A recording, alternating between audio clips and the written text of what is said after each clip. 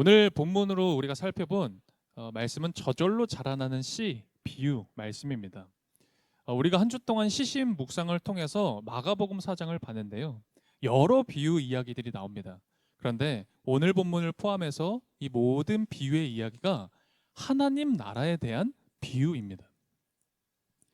그러고 보면 우리 예수님께서요, 정말 열심히 제자들에게 또 사람들에게 이 하나님 나라를 알리고 전하기 위해서 엄청 애쓰고 노력했다라는 사실을 알게 되죠. 하지만 오늘 우리들은 이 하나님 나라에 대해서 별 관심이 없습니다. 온통 우리의 관심은 이 세상 나라에 있죠. 세상 나라를 하면 한마디로 먹고 사는 문제의 총칭입니다. 먹고 사는 문제 너무 중요합니다. 제가 먹고 사는 문제가 중요하지 않다라는 것 절대 아니죠. 먹고 사는 문제는 곧 생존이 달린 문제이기도 합니다. 그래서 먹고 사는 문제는 중요할 뿐만 아니라 우리가 가장 관심을 가져야 되는 부분이기도 하고 또 절대 나쁜 것들이 아니죠. 먹고 사는 문제 우리가 잘 대응해야 합니다. 그런데 이런 먹고 사는 문제에 오로지 매몰되어서 살아가는 우리의 현실, 그것을 이야기하는 거죠. 이 먹고 사는 문제에 자유로운 사람이 없더라고요. 그건요, 어린아이들을 봐도 느껴져요. 우리 어른들만 그런 게 아니라 초등학생만 봬도 이 현실의 압박을 느끼며 삽니다. 예, 학원에, 과외에. 왜 그런지 아시죠? 대학 가야 되거든요. 요즘 부모님들 그런 말씀 많이 하십니다. 초등학교 4학년 때 대학이 결정된대요. 예, 그런 얘기 들어보셨어요? 저도 잘 몰랐는데 우리 애가 이제 초등학생이다 보니까 4학년이면 이미 결정된대요. 예, 저희 아이는 어쨌든 그러니까 아이들도 현실의 압박을 느껴요. 무슨 압박? 먹고 사는 문제예요. 그들에겐 대학 가는 게, 좋은 학교 가는 게 먹고 사는 문제란 말이에요. 그런데 대학 가면 끝납니까? 아니죠. 대학 가면 취업에 대한 문제가 찾아옵니다. 취업하면 끝납니까? 결혼을 한다는 전제하에 그럼 결혼에 대한 문제가 찾아오죠. 결혼하면 아이에 대한 문제가 있습니다. 육아의 문제가 있고요. 진급에 대한 문제도 있고 노후 문제가 계속 찾아옵니다. 먹고 사는 문제는 끊임없이 우리들에게 찾아옵니다. 근데 여기서 끝나면 참 좋을 텐데 그렇지가 않아요. 또 뭐가 이어지죠? 자녀의 대학 문제가 또 찾아옵니다. 자녀의 결혼 문제가 찾아오고 자녀의 취업 문제가 또 찾아옵니다. 먹고 사는 문제는 끊임없이 우리에게 찾아옵니다. 여러분은 안 그러세요? 저는 이제 40대가 되고 나서 느껴지는 게 이제 가까운 어떤 지인들이나 친구들을 만나면요, 그렇게 이 이야기를 해요. 예, 어떻게 먹고 살 거냐 이 이야기 말이에요. 온통 돈 얘기입니다. 어떻게 하면 돈을 더 불릴까? 어떻게 하면 경제적으로 내가 좀 더 부유해지고 자유를 누릴 수 있을까? 저번 주였죠. 여러분들도 혹시 계실지 모르겠어요. 저는 관심이 없어서 전혀 그런 걸 몰랐는데 동탄에 이번에 아주 좋은 매물이 나왔다면서요. 네, 아시죠? 다들 고개를 끄덕거리시네요. 그 당첨되면 로또라면서요, 이번에. 네, 바로 팔 수 있고. 다 온통 제 주변에 제 아는 분들은 다 그 얘기입니다. 다 어떻게 하면 내가 부를 더 쌓을 수 있을까? 온통 거기에만 관심하는 거예요.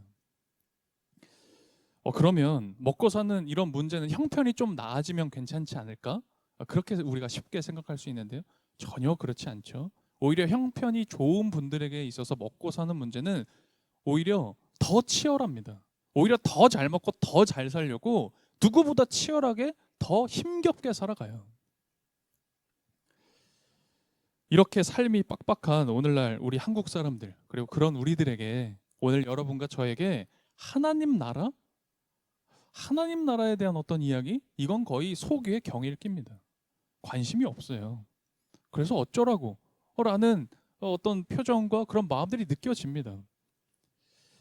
그러다 보니 많은 교회에서 하나님 나라에 대한 복음을 이야기할 때요, 아주 교묘하게 세상 나라의 복음을 싹 옷 입혀서 이야기합니다. 가령 교회에서 이런 얘기 많이 들어보셨을 거예요. 예수를 믿으면 영혼이 잘 되고 범사에 잘 되고 우리가 강건해지는 이 삼박자 축복을 받는다. 들어보셨어요? 귀가 솔깃하잖아요. 야, 예수를 믿으면 그런 삼박자의 축복을 얻는다고? 우리 저기 여의도에 큰 교회에서 이 삼박자 축복으로 많은 사람들을 끌어모았잖아요. 귀가 솔깃해지거든요. 이런 메시지 속에서는 예수를 믿어서 성공하는 사람들, 특별히 뭐 믿음 좋은 어떤 대기업 회장, 그 집사님, 장로님에 대한 이야기들, 인생의 밑바닥에서 예수를 믿고 성공한, 부를 이룬, 경제적인 자유를 얻은 그런 어떤 사람, 이런 사람들이 각광을 받아요. 교회의 성공 스토리가 그렇게 유행입니다. 그리고 우리도 그렇게 믿어야 할 것처럼 그렇게 이야기를 하고 있어요. 근데 제가 분명히 말씀드리지만 그건 가짜 복음입니다. 그건 가짜예요. 예수를 믿으면 구원받습니다. 우리가 예수를 믿음으로 구원받는 건 너무나 확실하지만 예수를 믿음으로 어떤 경제적인 혹은 이 세상적인 성공을 얻는 그런 복을 얻는다? 그건 가짜예요. 그럴 수도 있고 아닐 수도 있는 겁니다. 여러분, 세상에는 예수를 믿지 않아서 성공하는 사람들이 더 많습니다. 예수를 믿지 않아서 성공하는 사람들이 더 많다고요. 예수를 믿어서 성공하는 게 아닙니다. 오히려 예수를 제대로 믿으면 어떻게 될까요? 성공하지 못합니다. 오히려 이 다른 사람들보다 더 뒤처질 수 있어요. 오히려 그런 사람이 더 많을 겁니다. 그런데 유독 한국 교회는 이 성공 스토리가 유행합니다. 귀가 솔깃하고 마음이 거기 가거든요. 그래서 부와 성공을 이루면 마치 이 믿음이 좋은 사람인 것처럼 생각하는 거죠.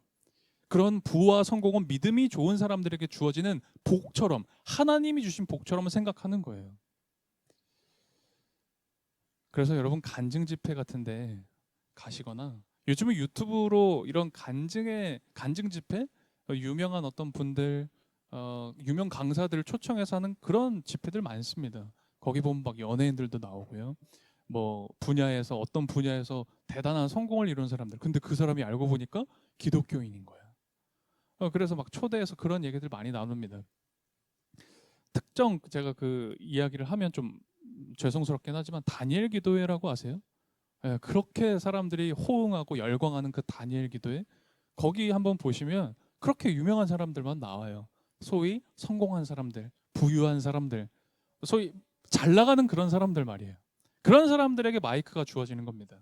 여러분, 근데 그런 간증 집에서 그런 모습 본 적 있으세요? 예수 잘 믿어서 실패한 사람들, 예수 믿고 고난 당하고 있는 사람들이 마이크 잡고 간증하는 거 본 적 있으십니까? 그런 적은 없어요. 많은 사람들이 아직도 이런 가짜 복음을 믿습니다. 가짜인 줄 알면서도 속습니다. 그래서 상당수 사람들이 이 가짜 복음에 신물이 나서 교회를 떠나죠. 이미 많은 이들이 가나안 성도가 되었고 이 신앙을 버린 이들도 있습니다. 아직 신앙을 가지고 있고 교회를 다닌다고 하지만 교회를 그냥 사교 모임 정도로 생각하는 분들이 거의 대다수입니다. 그냥 내 마음대로 하죠. 교회 모임 내 마음대로 생각합니다. 내 편의에 따라서 참여하고 안 하고로 결정하잖아요. 얼마 전에 제가 어떤 이 작은 교회 목사님한테 이런 소식을 하나 들었었어요. 그 목사님의 시무하시는 교회도 우리 교회처럼 좀 작은 교회였나 봐요. 그런데 검사가 나온 거예요. 그 교회. 그 교회 출신 검사가 탄생한 겁니다. 그래서 그 목사님이 신이 나서 얘기하셨던 거예요. 너무 뿌듯하다는 거예요. 너무 감사하대요. 근데 그것도 좀 이상하죠. 그게 왜 그렇게 뿌듯해요? 그런데 그분한테 그런 일이 벌어진 거예요. 생각지도 못한. 너무 이제 감사했대요. 좋았대요. 뭐 실제로 인간적으로는 너무 그랬을 것 같아요. 저도. 근데 그분이 목사님 면담을 신청하더니 자기가 강남의 모 교회로 가봐야 될 것 같다. 이제 여기 교회 못 나올 것 같다. 이런 얘기를 하더래요. 그래서 왜 그러냐? 그러니까 그 교회에 법조인들의 모임이 있는데 거기를 초임 검사 시절부터 가야, 그래야 그 라인 타서 잘 될 수 있다. 그래서 옮기겠다 교회. 그랬다는 거예요. 그런 일들이 많습니다, 사실. 너무나 흔하게 벌어져요. 우리 교회는 안 그래서 사실 우리가 잘 모르는데 너무나 흔한 일들이죠. 여러분, 이런 그리스도인들, 모르겠어요. 그리스도인인지는 모르겠지만 이런 사람들에게 있어서 하나님 나라는 뭘까요? 하나님 나라라는 게 무엇일까? 아무것도 아닌 겁니다. 더 좋은 세상 나라가 있거든요. 저와 동기 목사님 중에 좀 고지식한 분이 계세요. 이상하게 제 주변에 고지식한 분 몇 분이 계시거든요. 말이 잘 안 통해요. 늘 싸웁니다. 다투고. 근데 한 분이 하나님 나라에 대해서 이런 얘기를 하시는 거예요. 예수를 잘 믿으면, 진짜 예수님을 믿으면 남들보다 더 잘 되기 사실은 어려운 것 같다라는 거예요. 그래서 자기는 이 교회에서 설교를 할 때 그렇게 설교한대요. 하나님이 분명히 복 주신다고 했다. 분명히 나는 그 복을 하나님이 주신다고 믿고 있다. 그러니 이 세상에 너무 연연해하지 말고 죽어서 가는 하나님 나라의 복을 소망해라. 이 세상은 어쩔 수 없다. 하나님 나라에서 받을 복을 우리가 소망하면서 이 땅 가운데 그렇게 살자. 그렇게 말씀을 하신대요. 아마 여러분들도 그렇게 생각해 보셨는지 모르겠어요. 현실이 너무 어렵다 보니 그런 생각할 수 있죠. 그런데 이 하나님 나라에 관한 가장 대표적인 아주 큰 오해 중에 하나가 바로 이겁니다. 죽으면 가는 게 하나님 나라다. 내가 거기서 복은 거기서 받겠지. 이런 생각이에요. 그런데 오늘 우리가 봤던 이 마가복음 4장을 보게 되면 26절 한번 보실래요? 26절에 이렇게 예수님 말씀하세요. 하나님 나라는 어떤 사람이 땅에 씨를 뿌려 놓음과 같다. 라는 이야기를 하시거든요. 이거는 죽어서 가는 하나님 나라를 이야기하고 설명하시는 게 아니에요. 지금을 설명하는 겁니다. 만일 죽어서 가는 하나님 나라에 대해서 설명하시는 거라면 저절로 자라나는 씨 비유가 어떻게 해석이 돼야 되냐면 갑자기 아무도 모르게 저절로 내가 죽어요. 그리고 내가 저절로 하나님 나라를 가서 거기서 내가 산다. 저절로 자라나는 씨처럼 내가 그렇게 갑자기 죽고 갑자기 천국 갈 수 있다. 그런 식으로 해석이 될 수밖에 없거든요. 이거 이상하잖아요. 오늘 예수님이 말씀하시는 하나님 나라에 관한 비유는 죽어서 가는 하나님 나라, 죽으면 가는 천국에 대한 이야기가 아닌 겁니다. 예수님은 지금 하나님 나라 비유의 시점을 어디로 잡고 계시느냐? 오늘에 잡고 계신 거예요.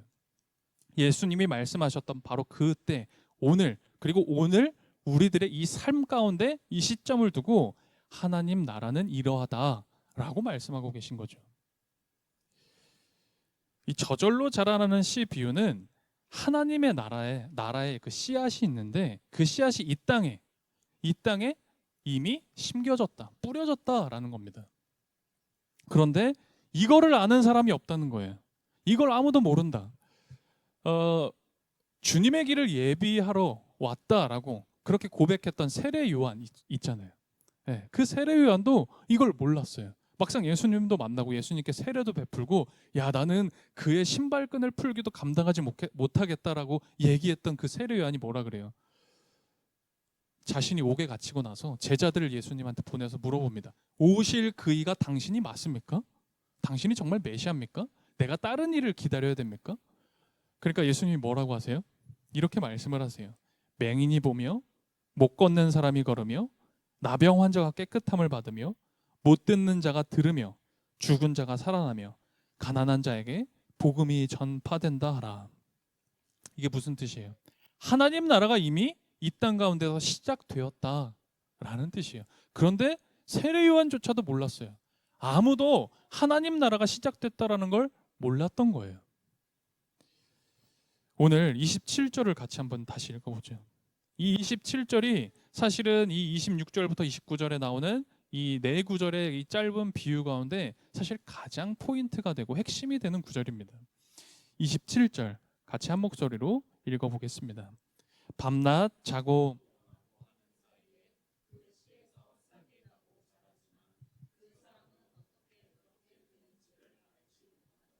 아멘. 여기서 이렇게 표현해요. 어떤 사람이 있는데 그 사람이 밤낮 자고 일어나는 중에 밤낮 자고 일어난대요. 이 사람이 도대체 누굴까? 보게 되면 26절, 27절 이렇게 쭉 읽어보면 씨를 뿌린 사람이에요. 씨를 뿌린 사람. 그러니까 이게 농부로 보여지죠.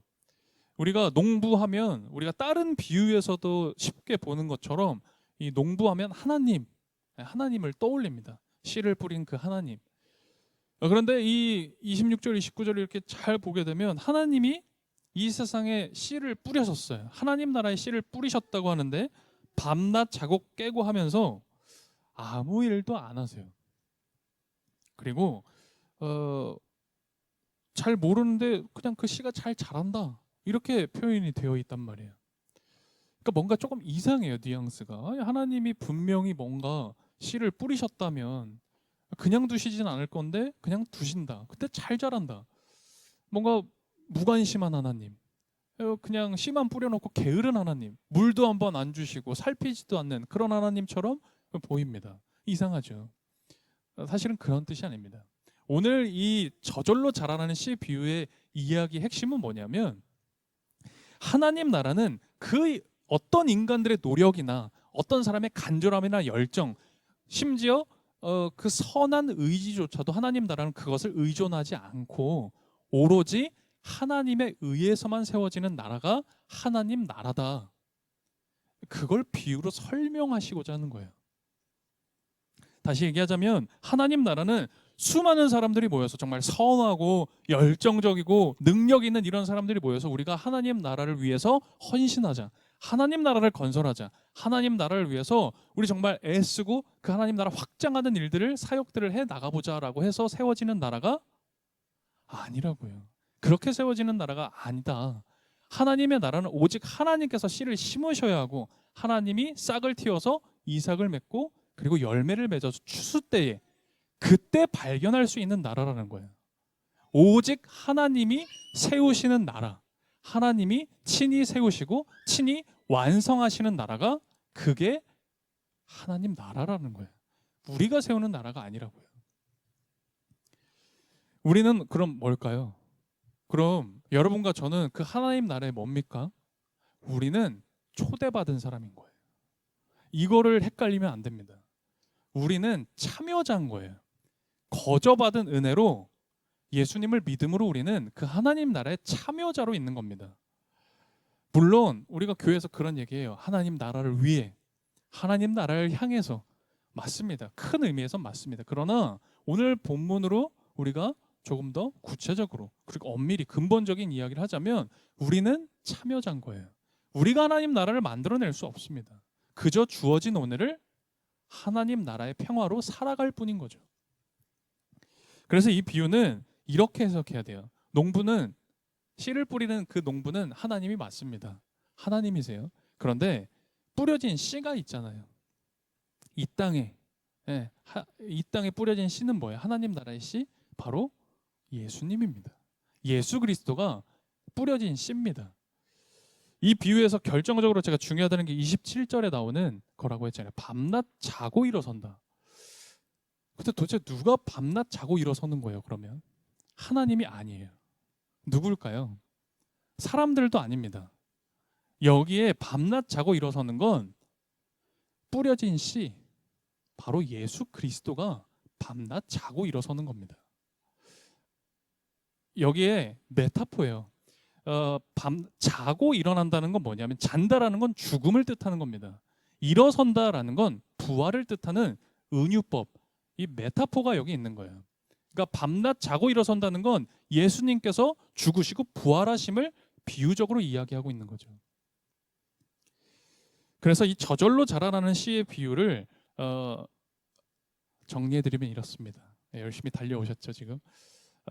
이렇게 정리해 볼 수 있어요. 26절을 보면 이렇게 되어 있죠. 하나님 나라는 이렇게 비유할 수 있다. 어떤 사람이 땅에 씨를 뿌려놓고, 27절 싹이 나고 자라는데 그걸 알지 못한다, 이렇게 나와 있죠. 그러니까 이 씨를 뿌리고 씨가 실제로 싹을 틔울 때 사람들이 그거를 알지 못해요. 그 다음날 와보면, 아침에 와보면 꽃이 피었네, 싹이 피었네, 열매가 맺었네 라고 합니다. 사람들은 다 알지 못합니다. 마찬가지로 예수 그리스도를 이 땅에 보내셨는데 사람들은 그것을 알지 못한다라는 뜻이에요. 그리고 27절 이렇게 기록되어져 있었잖아요. 밤낮 자고 일어나는 사이에. 이것은 예수님에 대한 이야기입니다. 예수님께서 죽으시고 부활하시면 28절 땅이 저절로 열매를 맺게 하는데 처음에는 싹을 내고 그 다음 이삭에 알찬 나달을 낸다. 29절 열매가 익으면 낫을 된다. 추수 때가 왔기 때문이다. 하나님 나라라는 건 이 부활하신 예수님을 통해 예수님 안에서 자라는 것이다. 이 땅에 부활하신 예수님을 통해서 하나님 나라는 자라나고 있다. 라는 걸 이 비유에서 지금 이야기하고자 하는 거예요. 어려워요? 이해가 되는 것 같은데 안 되는 것 같아요. 됐다가도 안 되고 막 그러죠. 이게 하나님 나라의 비유의 비밀인 거예요.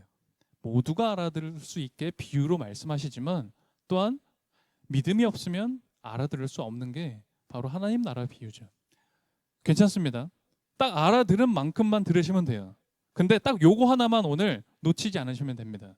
하나님의 나라는 죽어서 가는 저 세상의 나라가 아니라는 거. 오늘 그것만은 꼭 붙잡으시길 바래요. 하나님 나라는 예수님의 부활과 함께 시작된 이 세상에 존재하고 있는, 그리고 오늘 우리들에게 심겨진 나라라는 거예요. 하나님 나라는 우리에게 심겨진 나라입니다. 그래서 하나님 나라는 죽어서 가는 나라가 아니라 오늘 내가 살아가야 하는 나라가 하나님 나라라고요. 우린 예수님을 믿음으로, 그 예수님의 죽고 부활하심을 믿음으로 그 씨앗이 우리 마음에 심겨진 거예요. 우리가 그걸 잘 모릅니다. 그런데 우리 마음에 심겨진 이 하나님 나라가 자라가고 있어요. 점점 자라나고 있다는 겁니다. 그래서 우리 질문은 이거예요. 뭐 어려운 비유의 이야기 또 설명해서 여러분들이 그렇구나라고 깨달았지만 뭐 얼만큼 깨달으셨든 우리에게 생기는 질문은 다 똑같습니다. 뭐냐? 그렇다면 이 세상을 살아가면서 우리는 어떻게 하나님 나라를 살아가느냐? 이 현실에 발을 딛고 우리가 살아가는데 도대체 어떻게 하나님 나라를 살아갈 수 있느냐? 사실 우리가 가지는 공통적인 질문이잖아요. 여러분, 이 질문이 신앙을 가지는 자의 질문인 겁니다. 이 질문을 가지는 게 사실 신앙인 거예요. 우리 공동체가 모입니다. 우리 공동체가 모여서 뭘 합니까? 이 질문에 대한 답을 찾아가는 거예요. 어떻게 하면 하나님 나라를 살아갈 수 있을까? 여러분, 우리가 꿈꾸고 소망하는 게 뭡니까? 그 동탄에 거기 아파트 되는 겁니까? 좀 경제적인 부를 어떻게 하면 더 이룰 수 있을까? 인맥을 맺는 겁니까? 교회 와서? 그런 게 아니에요. 하나님 나라에 대한 꿈과 소망을 가지는 게 우리들이 되어야 되는 거예요. 그런데 이런 질문을 하게 되면요, 실제적으로는 여러분들 마음 가운데 이런 생각이 드는 거예요. 어떻게 하면 하나님 나라를 실제로 살아갈 수 있느냐? 무엇을 해야 될지, 무엇을 하면 될지 방법론으로 생각합니다. 방법론으로 연결이 쉽게 돼요. 그런데 이 하나님 나라를 어떻게 살아야 되지라는 건 방법론의 문제가 아닌 거예요. 그럼 뭐냐? 세계관의 문제인 거예요. 하나님 나라와 이 믿음은요, 방법에 대한 이야기가 아니라고요. 무엇을 하면 하나님 나라를 얻고 무엇을 하면 믿음을 얻는 게 아니라 우리의 세계관, 이 가치관이 바뀌어야 되는 문제라고요. 오늘 예수님이 말씀하셨던 이 저절로 자라나는 씨의 비유, 이걸 들으면서 여러분, 하나님 나라가 보이십니까? 하나님 나라가 발견되어지십니까? 눈에 보이지 않는, 부정할 수 없는 하나님 나라에 대한 세계관이 나에게 있습니까? 그래서 그게 보여집니까? 지금 이 비유는요, 내가 그런 세계관, 믿음의 세계관을 가지고 있는지 그것에 대한 이야기를 하고 있는 거예요. 무엇을 해야 하나님 나라에 갈 수 있는지를 이야기하는 게 아니라 내가 정말 그런 세계관을 가지고 살아가고 있느냐를 질문하고 있는 거죠. 여러분, 혹시 여러분이 가진 이 믿음을 이 방법론으로 접근해서 이렇게도 해보고 저렇게도 해보고 새벽 기도도 해보고 말씀 묵상도 해보고 그렇게 신앙을 접근해보고 계십니까? 그렇게 방법론의 문제로 이 신앙을 접근하기 시작하면 처음엔 좀 잘 되는 것 같다가도요, 금방 혼란이 찾아와요. 그리고 이 신앙이라는 게 내 고민거리로 찾아옵니다. 나를 힘들게 하기도 하죠. 만일 그런 분이 계시다면 오늘 이것을 꼭 말씀드리고 싶었어요. 신앙은 방법론이 아니라 세계관의 문제라는 것. 우리 신앙은요, 세계관이 달라지는 겁니다. 세계관이 달라지면 방법론이 저절로 바뀌는 거예요. 오늘 예수님께서 말씀하셨던 저절로 자라나는 씨 비유에 대해서 우리가 잠시나마 이야기를 나눴습니다. 여러분, 하나님 나라가 발견되어지십니까? 하나님 나라가 보이세요? 오늘 이 말씀 가운데 여러분 하나님 나라가 보이는 세계관이 열렸으면 좋겠습니다. 그런 은혜가 여러분들에게 심겨졌으면 좋겠습니다. 심겨질 뿐만 아니라 싹을 틔웠으면 좋겠습니다. 그렇게 우리를 향한 그 하나님의 사랑과 우리가 향한 그 하나님을 향한 믿음이 정말 저절로 자라날 수 있는, 은혜가 자라날 수 있는 그런 믿음의 오늘 평화교회가 되기를 간절히 소망합니다. 오늘 말씀 기억하며 함께 기도했으면 좋겠습니다. 우리는 하나님 나라를 꿈꾸고 소망하는 사람들입니다. 죽으면 하나님 나라를 간다? 천국을 간다? 맞아요. 그것도 맞죠. 우리가 그런 하나님 나라 천국도 꿈꾸며 소망합니다. 그러나 우리가 살고자 하는 하나님 나라는 죽어서가 아니라 바로 우리의 현실, 오늘의 상황입니다. 그래서 예수님께서 그런 우리들에게 이 저절로 자라라는 씨 비유를 들려주신 거죠. 제자들 역시, 그리고 예수님 곁에 있는 이들 역시 예수님의 이 비유를 들었습니다. 그리고 깨달았습니다. 그래서 힘을 내고 하나님 나라의 소망을 가졌습니다. 여러분의 삶에 오늘 말씀을 들은 우리들에게 깨달음 허락해 주시길 우리 기도했으면 좋겠습니다. 내 안에 있는 예수의 씨, 하나님 나라의 씨가 자라나길 기도합시다. 그래서 하나님 나라를 향한 믿음의 삶이 자라나길 우리 소망하며 이 시간 함께 기도드리겠습니다. 주님, 우리들의 약함을 돌보시고 우리에게 기도하는 법을 가르쳐 주십시오. 세상에 매몰되지 않고 세상과는 다른 하나님 나라에 속해 사는 법을 가르쳐 주십시오. 주님의 영이 없이 우리는 무엇을 청해야 할지도 어떻게 살아야 할지도 알지 못합니다. 주님께서 몸소 저희들에게 오셔서 말로 다할 수 없는 탄식과 사랑으로 함께 해주십시오. 오직 하나님의 영이 이 자리에 있는 모든 이의 영혼을 장악해 주시고 하나님을 깨닫고 하나님을 향할 수 있게 해주십시오. 주님, 우리들의 약함을 돌보시고 우리에게 기도하는 법을 가르쳐 주십시오. 세상에 매몰되지 않고 세상과는 다른 하나님 나라에 속해 사는 법을 가르쳐 주십시오. 예수 그리스도의 이름으로 기도드립니다. 아멘.